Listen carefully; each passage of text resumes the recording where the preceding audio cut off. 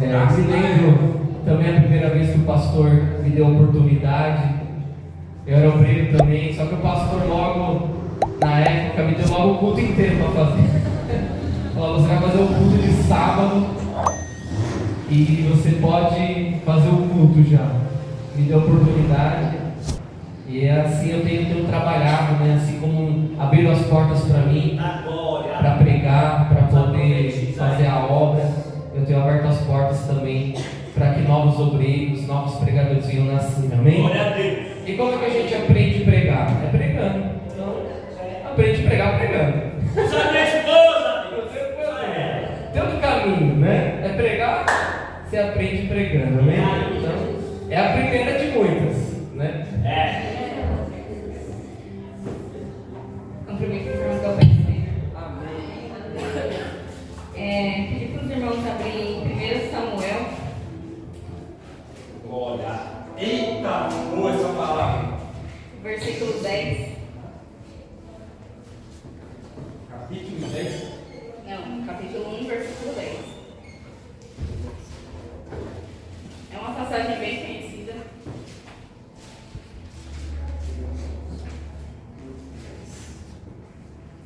Todo mundo achou? É uma história bem conhecida de Ana. Ana era casada com Eucana. E Eucana tinha outra esposa, né? Chamada Penina. E Penina, ela tinha vários filhos. Porém, Ana não tinha. E por conta disso, né? Ana tinha muitas provocações, né? De Penina. E um certo dia, Ana cansada, né? Eu acredito que ela já estava cansada de tudo aquilo, ela simplesmente orou. Ela resolveu orar para Deus e falou para Deus, né? Que se Deus desse um filho homem para ela, que ela não ia passar navalha sobre a cabeça dele e que todos os dias da vida dele seria de Deus, né? E o sacerdote chamado Eli, vendo aquela cena, ela só mexia os lábios, né? Ela não saía som. E ele deu ela como embriagada, né? Quando na verdade ela só estava orando pelo sonho dela. E eu olhando essa história, né? Eu acho que é muito importante a gente orar pelos nossos sonhos. Se a gente orar com sinceridade, Deus nos escuta e realiza. Mas às vezes também é necessário a gente sair do nosso conforto, da nossa zona de conforto. E eu digo isso por experiência própria. Porque quando eu casei, né, vou contar um breve testemunho, algumas pessoas já sabem, né? Mas quando eu casei, eu tinha 20 anos e meu sonho era ser mãe. Só que eu tinha ovários policísticos, né? E pra quem não sabe, são várias bolinhas, né?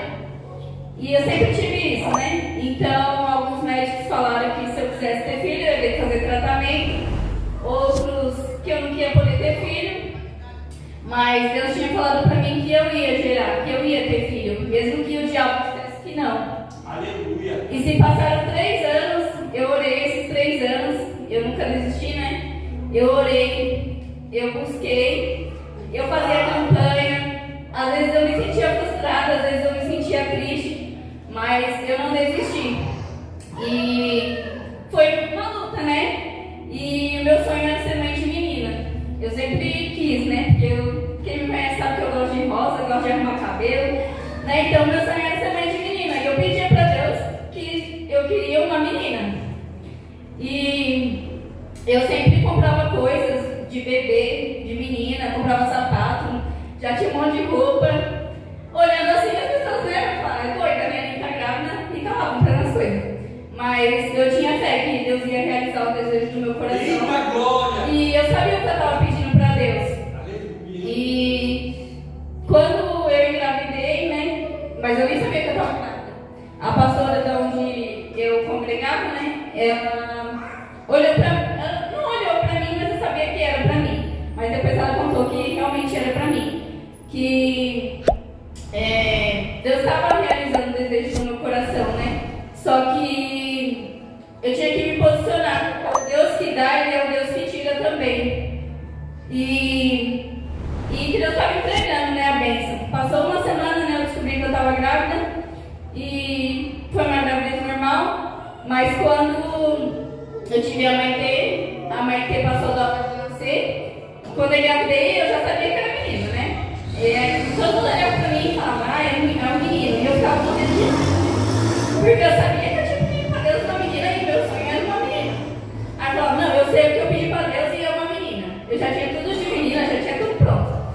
E aí foi, a Maitê nasceu sem respirar, né? Ela nasceu toda roxa, porque ela passou da hora de nascer, foi pra UTI.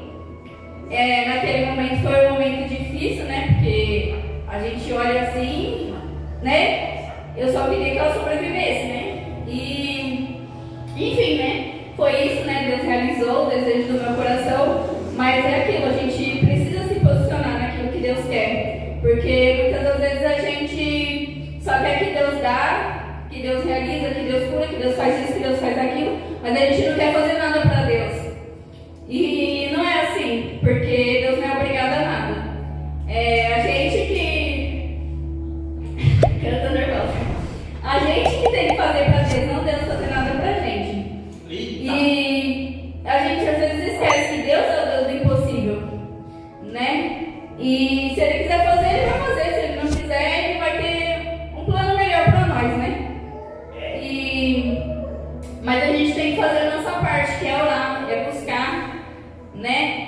E é isso, que nessa noite nós possamos orar, buscar pelos nossos sonhos, mas que a gente também possamos nos posicionar naquilo que Deus quer.